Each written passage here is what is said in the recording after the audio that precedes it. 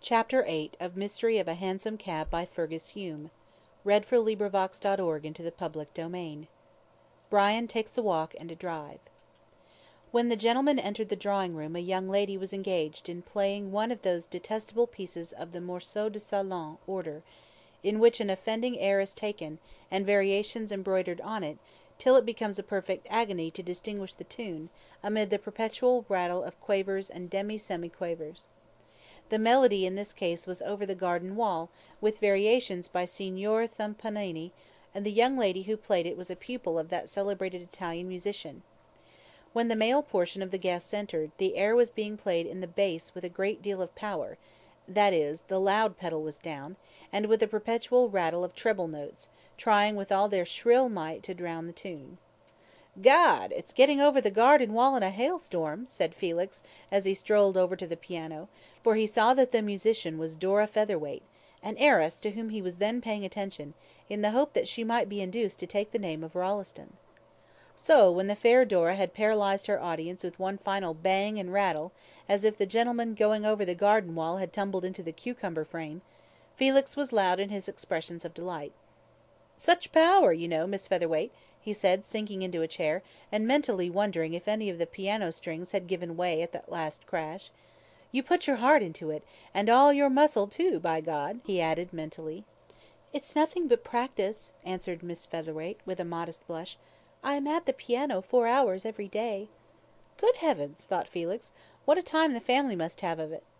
But he kept this remark to himself, and screwing his eyeglass into his left organ of vision, merely ejaculated, "Lucky piano!"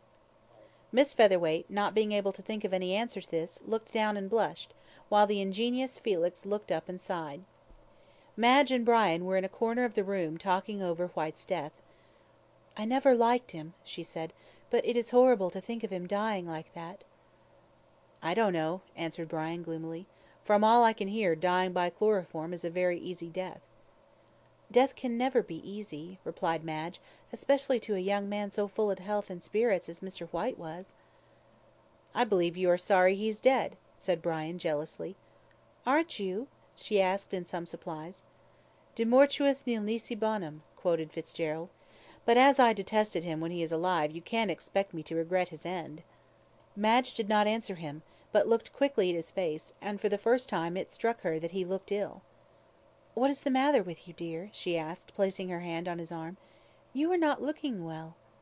"Nothing, nothing," he answered hurriedly. "I've been a little worried about business lately. But come," he said, rising, "let us go outside, for I see your father has got that girl with the steam whistle voice to sing." The girl with the steam whistle voice was Julia Featherweight, the sister of Rolleston's inamorata, and Madge stifled a laugh as she went on to the verandah with Fitzgerald. "What a shame of you," she said, bursting into a laugh when they were safely outside. "She's been taught by the best masters." "How I pity them," retorted Brian, grimly, as Julia wailed out, "Meet me once again," with an ear-piercing shrillness. "I'd much rather listen to our ancestral Banshee, and as to meeting her again, one interview would be more than enough." Madge did not answer, but leaning lightly over the high rail of the verandah looked out into the beautiful moonlit night. There were a number of people passing along the esplanade, some of whom stopped and listened to Julia's shrill notes. One man in particular seemed to have a taste for music, for he persistently stared over the fence at the house. Brian and Madge talked of divers subjects, but every time Madge looked up she saw the man watching the house. "What does that man want, Brian?" she asked. "What man?" asked Brian, starting. "Oh," he went on, indifferently, as the watcher moved away from the gate and crossed the road on to the footpath. "He's taken up with the music, I suppose, that's all." Madge said nothing, but she could not help thinking there was more in it than the music. Presently Julia ceased, and she proposed to go in. "Why?" asked Brian, who was lying back in a comfortable seat, smoking a cigarette. "It's nice enough here." "I must attend to my guests," she answered, rising. "You stop here and finish your cigarette." And with a gay laugh she flitted into the house. Brian sat and smoked, staring out into the moonlight the while. Yes, the man was certainly watching the house, for he sat on one of the seats, and kept his eyes fixedly on the brilliantly lighted windows. Brian threw away his cigarette and shivered slightly. "Could any one have seen me?" he muttered, rising uneasily. "Pshaw! Of course not, and the cabman would never recognise me again. Curse Whyte! I wish I'd never set eyes upon him." He gave one glance at the dark figure on the seat, and then, with a shiver, passed into the warm, well-lighted room. He did not feel easy in his mind, and he would have felt still less so had he known that the man on the seat was one of the cleverest of the Melbourne detectives. Mr. Gorby had been watching the Frettlby mansion the whole evening, and was getting rather annoyed.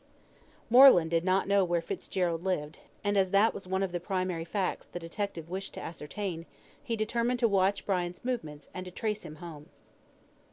"If he's the lover of that pretty girl, I'll wait till he leaves the house," argued Mr. Gorby to himself, as he took his seat on the esplanade. "He won't long remain away from her, and once he leaves the house it will be no difficult matter to find out where he lives." When Brian made his appearance early in the evening, on his way to Mark Frettlby's mansion, he wore evening dress, a light overcoat, and a soft hat. "Well, I'm dashed!" ejaculated Mr. Gorby, when he saw Fitzgerald disappear. "If he isn't a fool, I don't know who is, to go about in the very clothes he wore when he polished Whyte off, and think he won't be recognised. Melbourne ain't Paris or London, that he can afford to be so careless, and when I put the darbies on him he will be astonished. Ah, well," he went on, lighting his pipe and taking a seat on the esplanade, "I suppose I'll have to wait here till he comes out." Mr. Gorby's patience was pretty severely tried, for hour after hour passed, and no one appeared. He smoked several pipes, and watched the people strolling along in the soft silver moonlight. A bevy of girls passed by with their arms round one another's waists. Then a young man and woman, evidently lovers, came walking along. They sat down by Mr. Gorby and looked hard at him, to hint that he need not stay. But the detective took no heed of them, and kept his eyes steadily upon the great house opposite. Finally, the lovers took themselves off with very bad grace. Then Mr. Gorby saw Madge and Brian come out onto the verandah, and he heard in the stillness of the night a sound weird and unearthly. It was Miss Featherweight singing. He saw Madge go in, shortly followed by Brian. The latter turned and stared at him for a moment.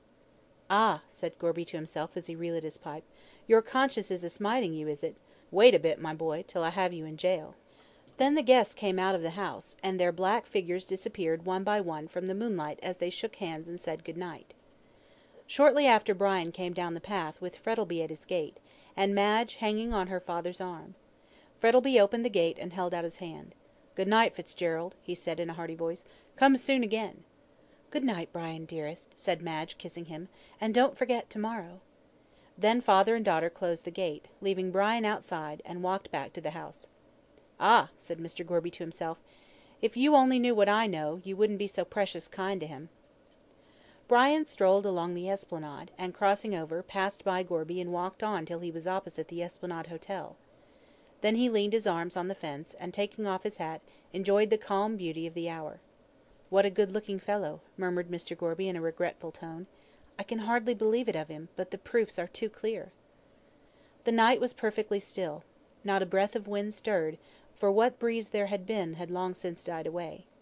But Brian could see the white wavelets breaking lightly on the sands. The long narrow pier ran out like a bleak thread into the sheet of gleaming silver, and away in the distance the line of the Williamstown lights sparkled like some fairy illumination.